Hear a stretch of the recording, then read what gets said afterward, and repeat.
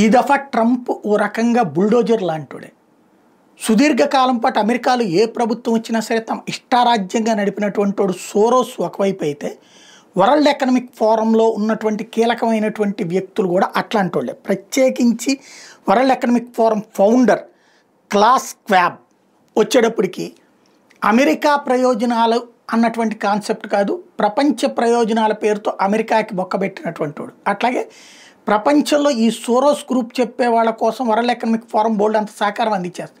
Like పాకిస్తాన్కి, ఆఫ్ఘనిస్తాన్కి, Syria లాంటి వాటికి కూడా సహకారం అందించేస్తాయి. అదే సందర్భంలో మిగతా వాళ్ళని దెబ్బకొట్టేస్తూ ఉంటుంది.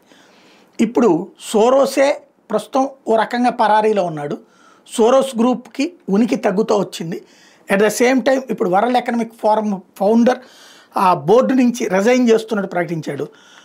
వాస్తవంగా అనేక చిన్న దేశాలు, దీనివల్ల బాధితులైనటువంటి అనేక దేశాలు ఇతన్ని పెద్ద దరిద్రుడి కిందనే భావిస్తే అలాంటి క్యాండిడేట్ అవతలకు వెళ్ళిపోవడం. వాస్తవంగా ఈయనే 50% నాశనానికి కారణమైతే 25% బిల్గేట్స్, 25% సోరోసు అన్నటువంటిది అమెరికాలో ఉన్నటువంటి మేధావులు చెప్పేటటువంటి పాయింట్.